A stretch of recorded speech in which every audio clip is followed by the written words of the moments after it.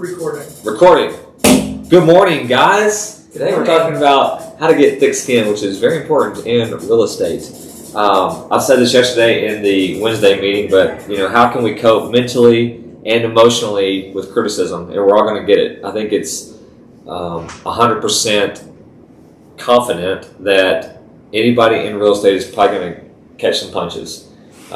It's whether when that's going to happen. It's going to be the first day on the job or the 14th day on the job or whatever. But I'm going to guess we've all caught some punches. But the idea here is, how do we roll with the punches to continue forward, to have business where it doesn't overtake our life and put us in some type of pit to where we can't be functional. So I'm going to go over a couple things at the beginning, 4 ways or 4 types of criticism, and then 10 ways to be able to hopefully develop some thick skin to help us in our career. But just some questions to start thinking about. We'll have some final thoughts here at the end, but do you find yourself worrying about what other people think of you and your actions? Are you afraid to take on new strategies due to the ridicule or the pain it may involve? And are you easily angered, emotionally hurt, or defensive when your idea is challenged or in situations when don't go your way?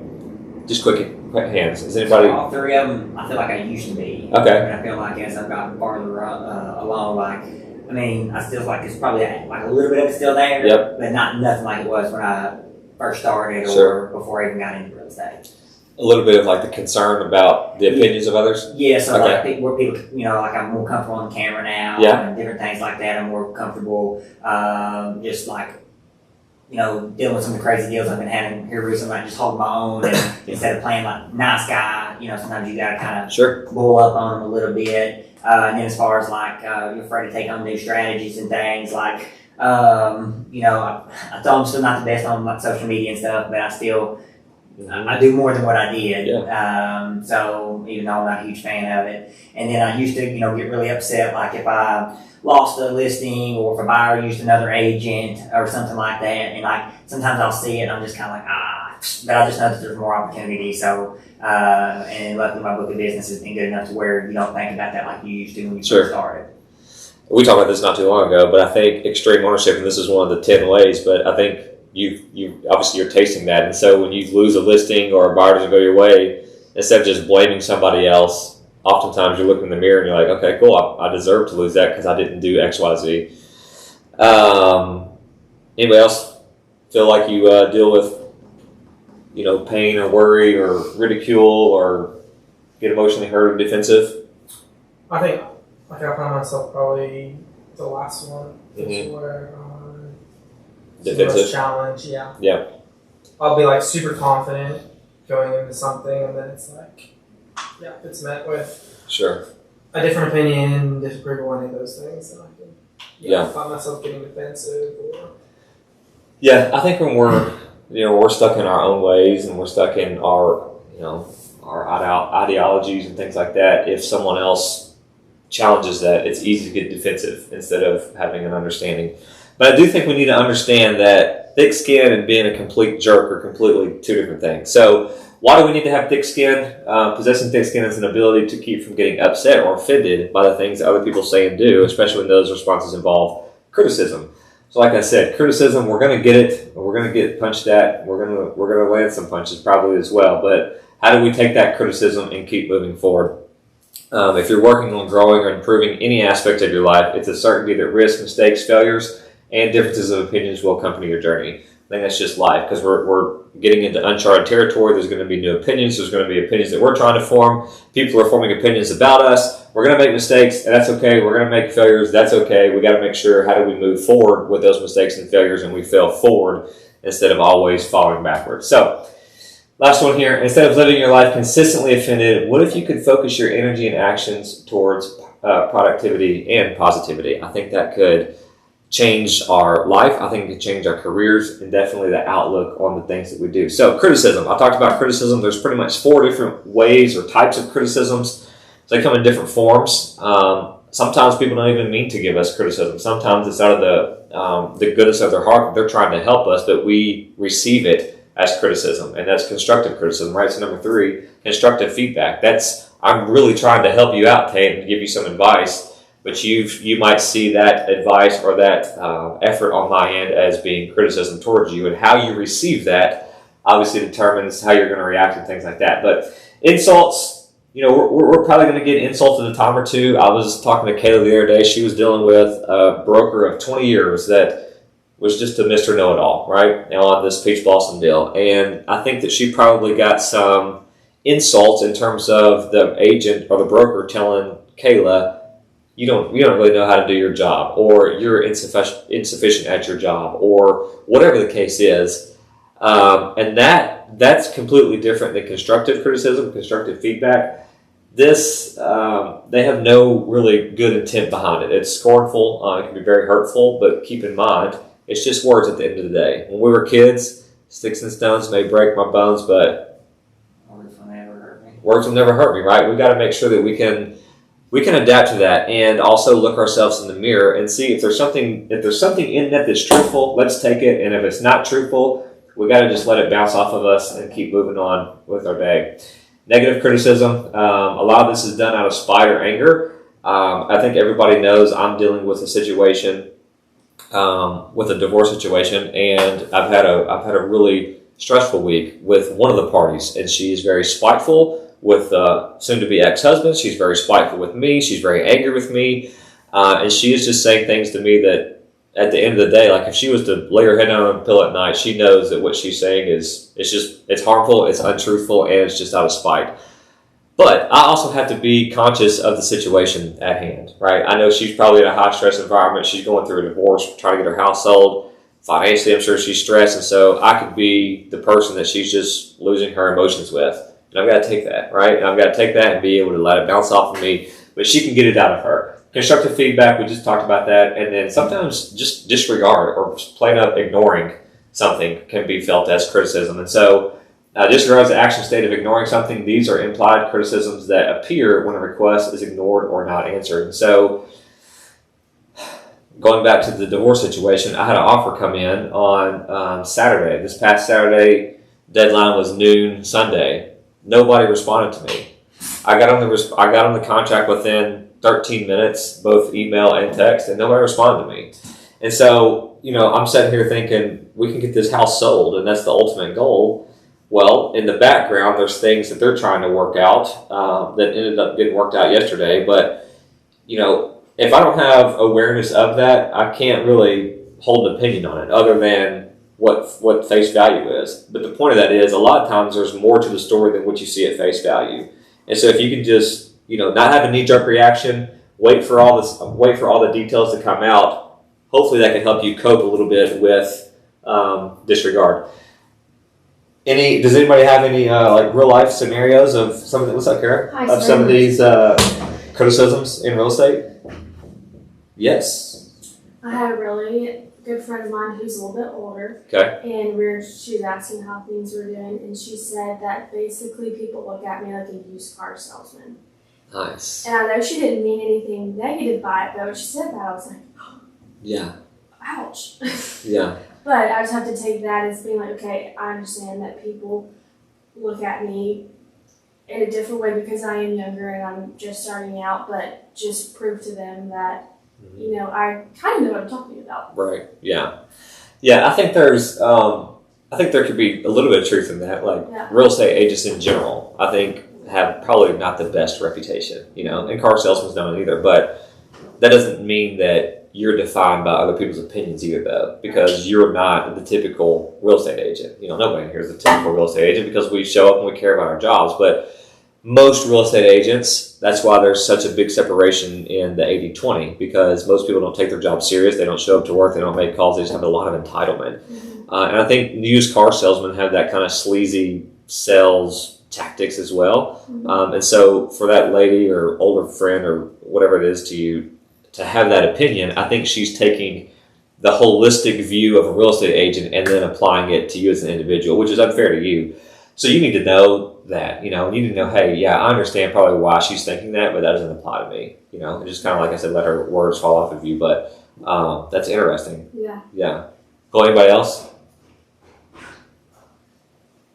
Anybody else? No?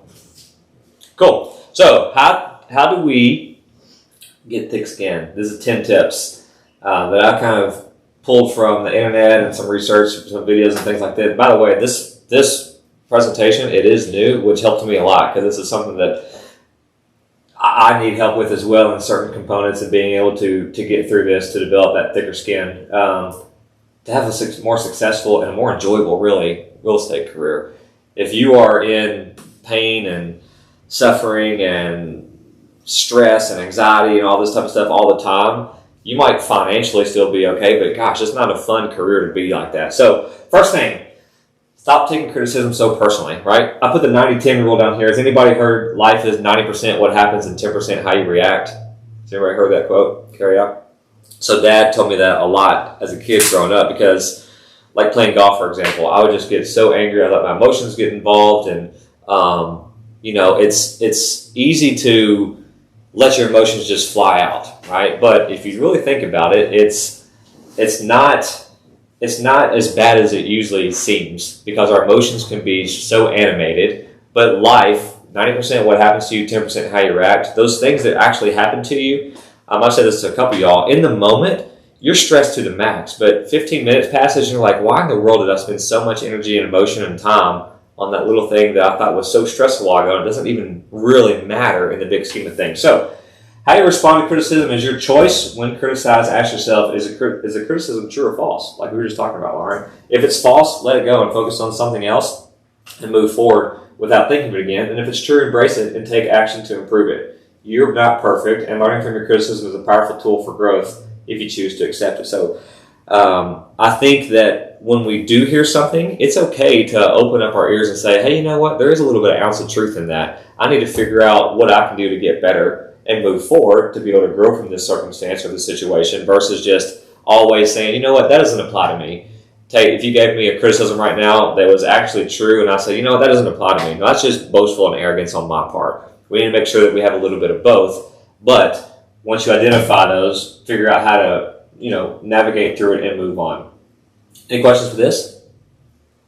Yes, Stephen. So, something I've had to do, because I used to take things really, really, really personal. Okay. I've had to just start seeking out criticism. Whenever you go and you ask, hey, how did I do? Yep. What did you not like? Mm-hmm. What could have I done different? I've asked several people that over time. Yeah. I've asked you that. Yeah. That really, really helps you not take it as an insult. Right. Because you're the one seeking it out. And whenever you're given that feedback, you will remember it. Yeah. Because you asked for it. You may not like what you get. Sure. But you can kind of take it differently than somebody just attacking you that way. Yeah. I love that. And you're being extremely vulnerable when you ask that, because who knows what the other person is going to say. But when you're putting someone in that position, hopefully they have a truthful answer to you.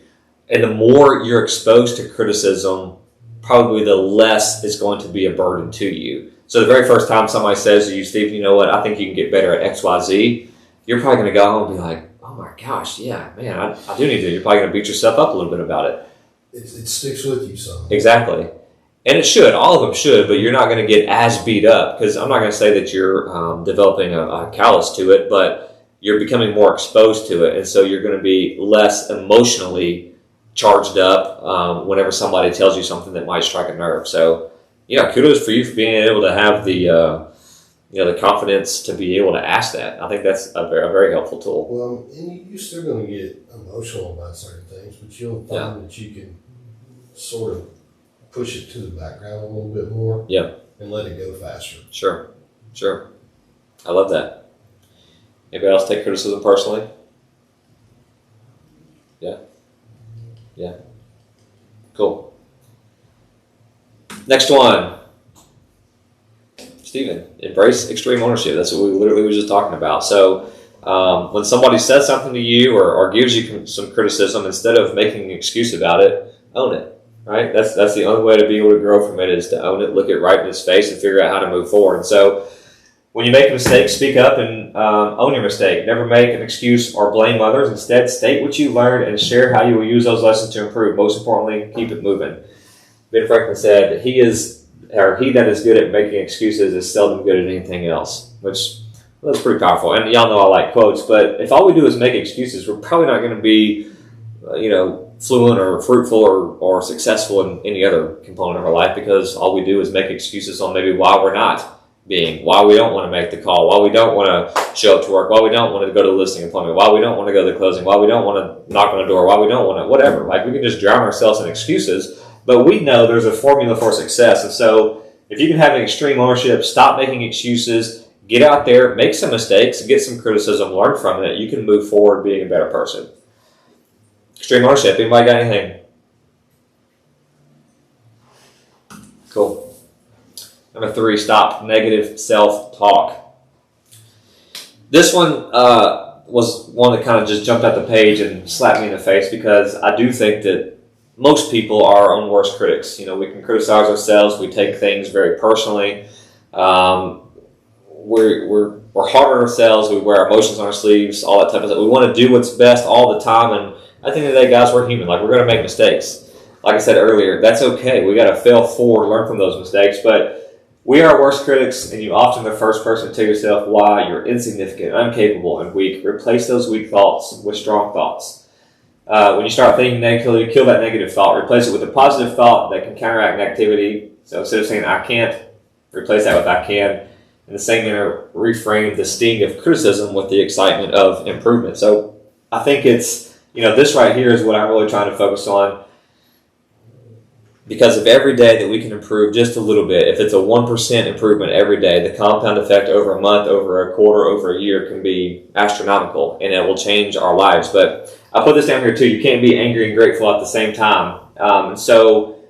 With this negative self-talk, you can't be negatively talking to yourself and positively talking to yourself at the same time. It's impossible to do that. So try, and once you start feeling these triggers, or once you start noticing the self-talk, try and stop it as soon as you can. Otherwise, it could be a snowball that just, it might start at 9:30 in the morning. Next thing you know, it's 4 o'clock. You're leaving here, and you haven't had anything done because you've just been consumed with this negative self-talk. I can't do this. They don't want to talk to me. I don't have the confidence. I don't have the knowledge. Why should they work with me when there's 800 other real estate agents out there? Blah, blah, blah, right? Next thing you know, you've been here, but you haven't made any traction because you've just been consumed with your thoughts the whole day. So stop negative self-talk. Be conscious of your mind and its thoughts. And once you start hearing those things go inside of your mind, try and put a stop to it as soon as possible. Next up, ignore the people on the sidelines. There's a quote that, Will Compton? He talks about this all the time. Will Compton? All right, cool. So it's a podcast. Will Compton's a ex-NFL guy. But he says of this quite often, but other people's opinion is none of my business.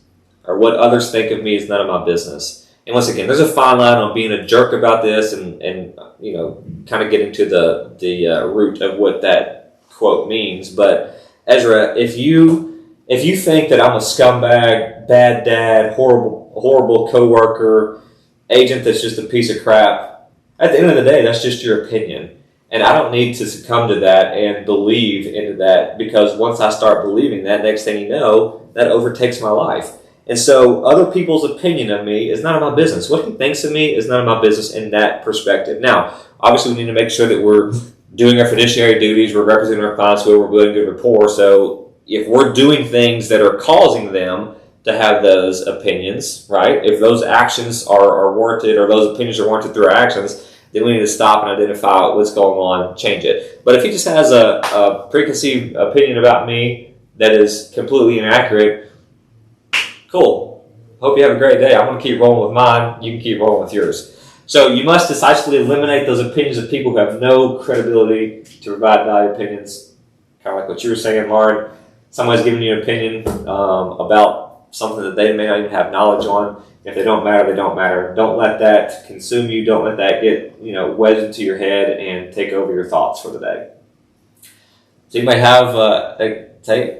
Yeah, so I want to use this from like a real estate perspective. Like I remember when I first bought my first house down in Glasgow, I had so many people like, oh man, that was a terrible decision. These people would show up like, oh, this is a complete tear down, and all this different kind of stuff. Like it used to really kind of eat me up, and then I ended up doing really well on it. And I kind of learned it's we're an expert in our field and what we do. and all these other people that are telling you stuff, if they just piddle in it or they don't necessarily know, you can't let that stuff get to you. Same thing like when we had the Maple Leaf House, like 2 or 3 people. I was talking to Brandon yesterday, and he was like, "Yeah," he's like, "Man, y'all make money on that Maple Leaf House?" I was like, "Yeah, dude." And he's like, "You're kidding." And I was like, "No." And just little things like that. And then posted that Oakland Smiths Grove house on Marketplace, and they've been going hard on there. So some people have been coming on there talking about how bad a shape it's in, and something about these people are a bunch of criminals, and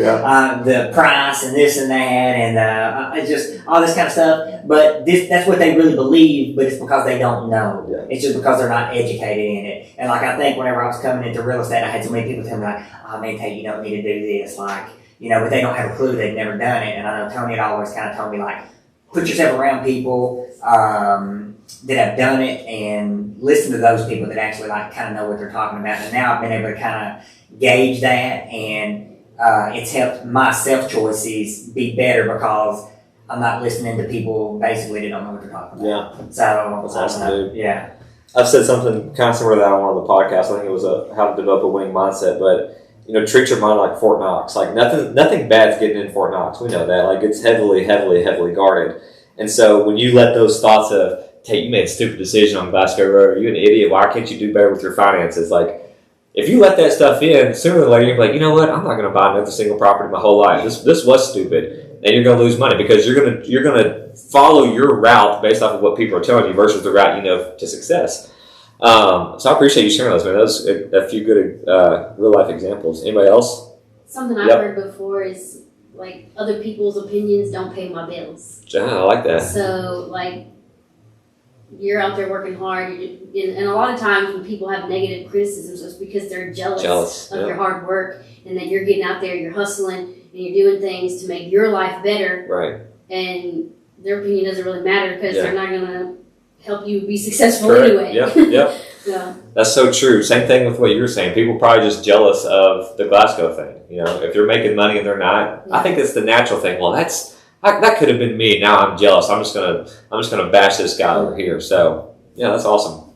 Good thoughts. Next up, we've got to accept that not everyone is going to like you. This is tough because I think in real estate, a lot of us have that servant heart. We want to make sure that we're doing everything we can to get everybody so happy and all this type of stuff, and everybody wants to like me or needs to like me. But at the end of the day, guys, that's impossible. We all have different personalities. There's 4 different main types of personalities, which is the DISC assessment. And if you and I, or Carrie, you and I have different personalities, it's going to be really hard for us to really genuinely like each other unless we know each other and we can build rapport. But just on the surface level, if we have opposing personalities, we're probably not going to get along, right? If you're an extreme extrovert, I'm an extreme introvert, we're probably going to have opinions about each other that aren't going to be sustainable for a friendship. So you're unique, so is everyone else. You have beliefs, opinions, mannerisms, interests, personalities, and habits. There are certain people that you like and enjoy spending your time with, and there are people that you probably dislike and do not enjoy spending your time with. And you know what? Other people feel the exact same way about you. So strive to live your life with good character, respect others, and work to live your life by a high moral code focused on love and service. I put down here, do what is right, sleep good at night. I try and tell the boys that. I know they're only 6, but I'm trying to instill them in that. It never hurts to do the right thing, and if you do what's right, you can sleep good at night. I was saying earlier about the divorce situation with the wife saying some just left field things to me. She's going to be the one that has to sleep good at night. I'm not. That's not going to affect me because I know those things that she's telling me aren't true. But her putting that out there in the environment, she's going to be the one that has to live with that. And it's. I could call her out and do all this type of stuff, but that conversation isn't going to produce fruit. So I chose not to. Right? I chose to just turn my cheek and not listen to it or not entertain it. Of course, I listen to it, but do what's right, sleep good at night. I think in any real estate endeavor that we go down, if we're doing what's right, we're representing them to the best ability that we can. Even though they have a different personality, we may not be friends, we may not go out to eat supper or go hang out at the, wherever. You need to do what's right. So I know some people struggle with this because you do want to be liked by everybody, but at the end of the day, it's okay not to be liked by everybody. We don't have to like everybody. If you do what's right, the business will come. Any thoughts on that one? I think it's Drew, and I feel like Good thought. Well, I agree. I think that like a lot of people that we went back. You said like a lot of people are jealous, and those people that don't like you. Like you're probably better off without those people in your life, anyways. Sure. Because I feel like those people will Drag you down. hold you back, anyways. Yeah. It's not a popularity contest. Mm. I mean, so what if somebody doesn't like it? Yeah. Yeah, Stephen, I feel like you are a I feel like that is got your name kind of tattooed on it. I feel like you're always, I need to do what's right. I need to do what's right. Regardless if people like me or not, I'm just going to do what's right. I'm going to do what I know I'm supposed to do to help them. If they like me, great. If they don't like me, that's okay. I know I did what's right. Because if you don't second guess yourself, you do what you feel is right. Yeah. And sometimes it may not actually be right. You just thought it was. Right. But that's where that extreme ownership comes into play too. Because you do something that you think is right, you get called out on it. Take that criticism, take that feedback, and learn from it. Cool. Is anybody are there any complete people pleasers in here? This screams, yeah, Ezra, yeah. Anybody else? A little bit, yeah. Cool. Next up, embrace confrontation with curiosity and candor. So approach disagreements with curiosity and honesty, not fear or anger. So confrontation, I think it's got probably a negative connotation around it. Confrontation, you always think it's got to be angry or fighting or really really sharp words that we're exchanging with each other, and it doesn't have to be that. Decision out of anger is never sound. So don't let these confrontations anger you. Figure out a way not to be so, once again, emotionally charged, but use curiosities and ask questions and come from a place of understanding. Seek to understand. Why are you saying this to me, Stephen? What's the motive behind it? What's the causing driver behind this? And then once you have an understanding of that, you can move forward together. But losing your temper weakens your argument. Never lose your temper. If someone's arguing with you and yelling at you, if you match their energy, you've lost. Right? Hold your composure. Once again, try and find where they're coming from. Sometimes agreeing to disagree is necessary, but understanding the other person's perspective increases the chance of mutually understanding and influence. So, confrontation, deal with it with curiosity and candor. Figure out why they're coming at you from their angle, and leave hopefully with some education to help you move forward. Triggers. We talked about this a little bit earlier. Identify your vulnerable areas and your triggers. So, does anybody have some triggers in here? Anybody know their triggers? What kind of sets you off if somebody gives you some criticisms? I know earlier you said maybe if someone is challenging maybe what we're firmly stand, that might put up a wall with you, right? Being able to maybe see their side clear. Yeah. I think in situations where I feel like few situations where I feel like I'm an expert. Yeah. It's like I think ignorance is a choice, and so I'm like, well, I'm an expert in this. You aren't, clearly aren't. That's an opinion, but that's how I approach it. Sure. And so I think when they start to challenge that, it just seems like it's an insult to the time or the effort I put into that expertise, and then that just kind of tumbles and then we get frustrated. Yeah. So. Any other triggers? I think for me, it's kind of about who is giving me the criticism. If it's just somebody I don't know, I don't care. But if my husband comes to me and is like, then I really take it personally, and it affects me differently than somebody I don't know. 100%. Yeah, I agree with that. Anybody else? I can't stand it whenever I feel like somebody's lying to me. Yeah. Just standing at your face. If you want to trigger me, that's it. I think an insult just out of pure hatred is one of my triggers. But people giving criticisms because they're just pulling something out of left field, like I said. So and lying. Those would be my two. I can't stand when somebody just wants to put somebody down just for the sake of putting them down. There's no true motive behind it to help them. It's just, hey, I want to see how far I can get Stephen off his block today. That triggers me so much, and so emotionally, I probably respond in an irrational manner to that type of situation, and also lying as well. Do you have any triggers? Yeah. Yeah. Me? Get put on the spot. Yeah, get put on the Get spot. on the spot. Yeah. Tate, you got any triggers? Yeah, I might kind of goes back to what he said. Like every now and then, like I'll be on the phone, like when I'm calling people, Yeah. and like I feel like they'll say something like extremely dumb, but they say it with so much confidence. Yeah. And I'm like, dude, that's the dumbest thing that you said with so much confidence. Yeah. And sometimes it makes me just kind of want to get like smart back with them. Yep. And so I've been kind of like trying to just hold back and just be like, hey, they probably really are just dumb. So you just kind of just let it go. You know what I'm saying? And I'm just like, Yeah. all right, man, just go be dumb. I think I said this a little bit earlier. Here you go be dumb. If we match their emotions in terms of like, well, I'm about to just show you how much of an idiot you are on the phone. Like there's our chances in succeeding go to zero. Yeah. And so while you got to bite your tongue sometimes, it's hard to, but know that if somebody is just, once again, yelling at you or saying things that are dumb or just doesn't make any sense, if we just try to correct them on the spot, show them how stupid they were, Yeah. it kills any type of opportunity that we had. But triggers, I think it's good to know what triggers us.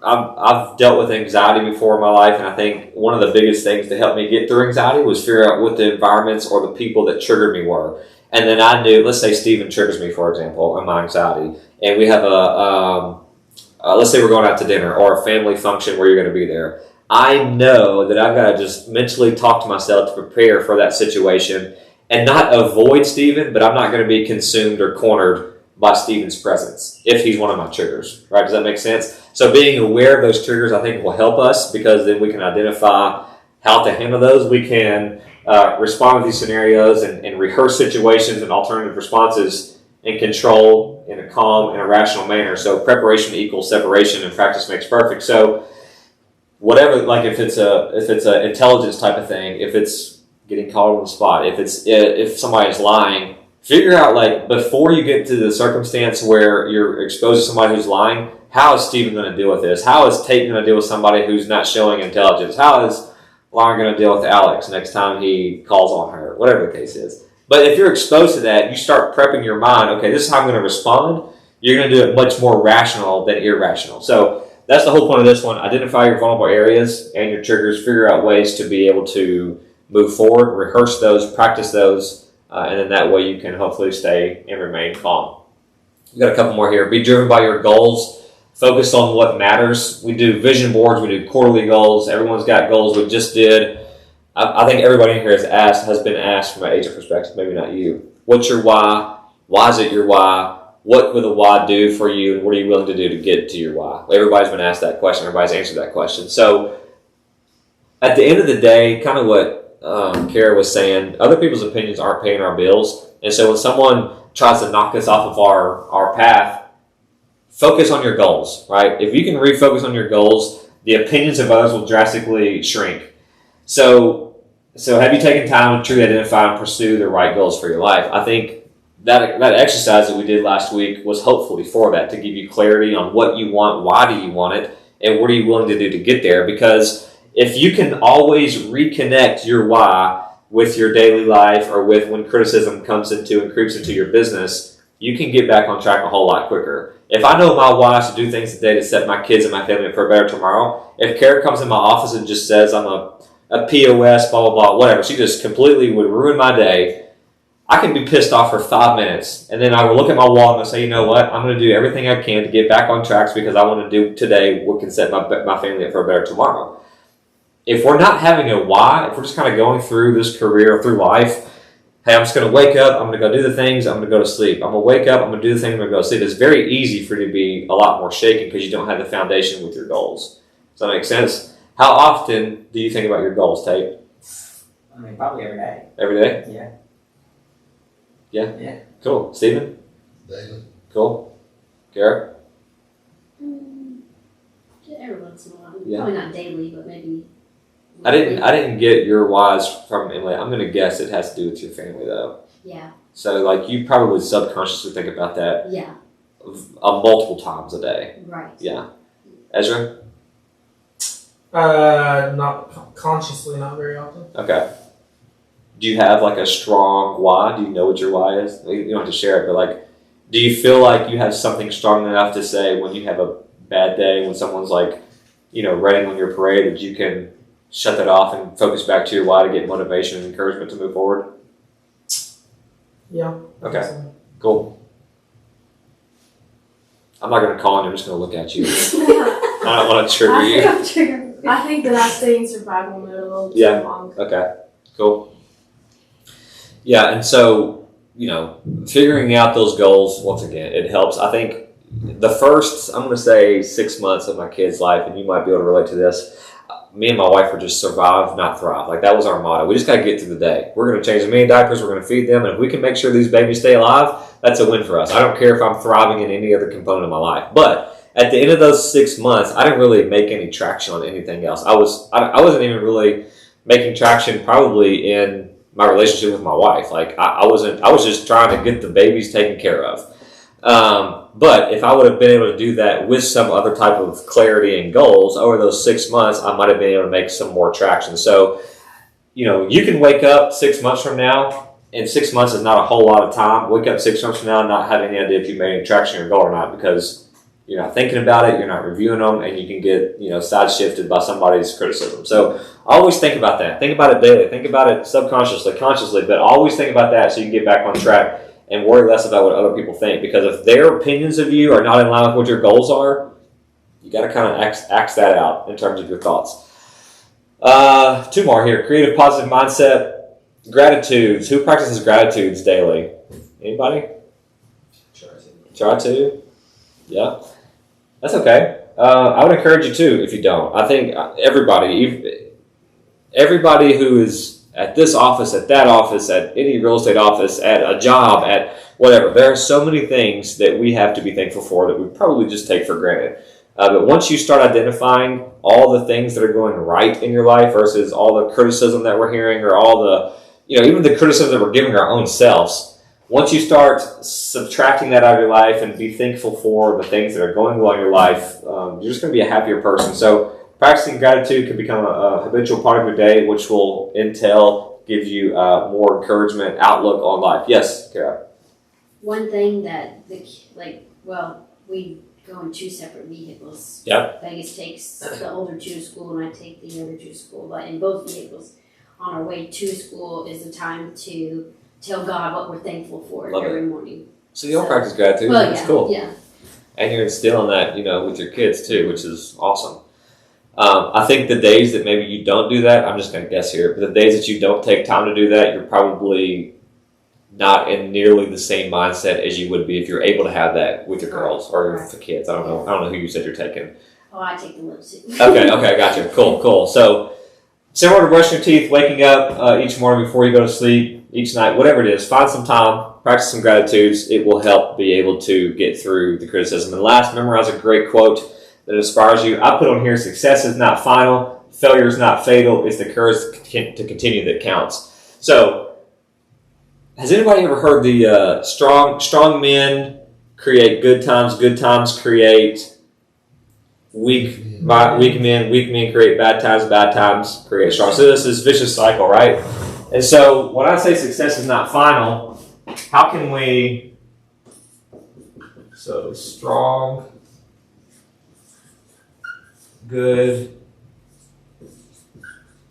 weak, bad, strong. All right. So if you're a strong person, you're a strong-minded person, you are a strong real estate agent, whatever the case is. Most of the time, those actions create good times, right? So we're able to enjoy some of the fruit from our strong actions. Good times, a lot of the time, we get too involved, we get too ingested celebrating, and we forget to be strong. So good times create weak people because now we're back in the bottom part of not being able to have any fruit. And so we're mad, we're frustrated, we've lost all hope, we don't have any confidence in what we're doing, which creates bad mentalities. Bad mentalities is kind of fight or flight. Your back's against the wall. What are you going to do? You got to get strong again to create good times. But when you good times, you celebrate them too long, you create weak minds. Weak minds create bad times. Bad times create strong men. So that's why I put this on here. Success is not final. Failure is not fatal. It's the courage to continue that counts. If we could break this cycle strong and good would be the two I'd be most interested in. Like I want to be strong-minded and I want to get good results, but I don't want to let the good results consume me to where I forget to be strong-minded, right? So that just come to me right now. But think of a quote that you can memorize, and when you have criticism come your way, failure's not fatal. Failure's not fatal. Failure's not fatal. Anytime you fail at something, anytime you don't succeed at something, failure's not fatal, right? It's not going to kill you. The difference between a pit and a grave is what? How long you saying? How long you stay there, right? So failure's not fatal. You can be in a pit for a second, but get out of it. If you stay there for long, it's going to be a grave, right? And then it will be fatal. But you control how long you're going to marinate in those negative thoughts. So think of a quote. Once you recognize these criticisms come into your life, make that quote be your kind of your life motto or your work motto, whatever. That way you can get through it. Does anybody have quotes that they rely on or think about when tough times come up? I've got like 3. Let's hear them, Tate. Well, the first one is that one that we went over during the daily grind during our last quarter. And it was the one, how far you're willing to sprint when the distance was unknown. Ooh, yeah. I like that. Say that again. Say that again. How far are you willing to sprint when the distance is unknown?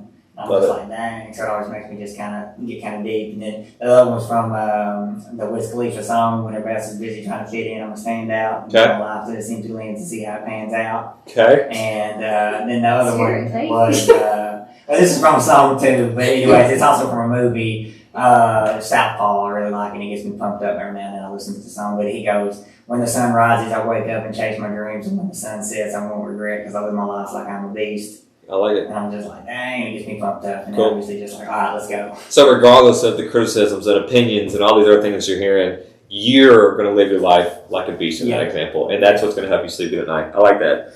Anybody else got any quotes they rely on? Stay hard. Stay hard. Let me borrow 5. You got a minute? Screw that. Yes. Yeah, that's one too. I got to get out of that one quick though. Don't be scared. Guys, hopefully this was helpful. I know this was a new topic that we talked about, but I do think it's important to protect our minds. Of the 10, does anybody have any final thoughts on things that they felt like maybe jumped out of the screen and hopefully you're going to be able to try to implement in your life or business to have more fruitful days? I liked what you, on your slide earlier on, talking about like this thing of good criticism. Mm-hmm. Kind of comparing that to like physical fitness and like when I'm sore or feeling the burn or something like that. In that moment, I'm not like discouraged because it's like, oh, why am I not stronger? Why am I not? Yeah. It's like, wow, this is a sign of like progress. I like it. And so it's easy to embrace that. But then taking that to like an emotional, it's a lot more challenging to look at maybe the hurt to your pride or stuff like that. It's like, this is the progress or this is the growth in character and stuff like that. And so, I think trying to adapt that mindset in the physical realm and apply it to emotions and That's stuff like that could be good. I think it's awesome because like if you could expose those 2 scenarios and see how they're relatable, next time somebody gives you constructive criticism, you might be consciously thinking, you know what, this is like that burn. This is when I'm on the treadmill. This is when I'm bench pressing or whatever, and I know I'm making progress. Yes, this hurts as well, hearing this feedback from Alex or whoever, but I know it's sharpening me. So now that you've even said that, just when you've spoken it, you should be more aware to be able to have that as an outcome when those situations come up. Anybody else got any final thoughts? You want to say something? I can tell. Saw the lips moving. Yeah, I lost it though. Oh, Steven? Let's go. Let's go! Let's do it. Lauren's Good idea. giving me her master's golf clap. Lauren came up with the idea. Yeah, hopefully this is helpful. Like I said, there was a lot of stuff, nuggets that I got out of it, just putting it together. So this is going to be put into Basecamp along with the slide deck. So if you want to go in there and review it, I think it'd be helpful. What I don't want to do is just, have these 45-minute conversations and nothing comes out of it, right?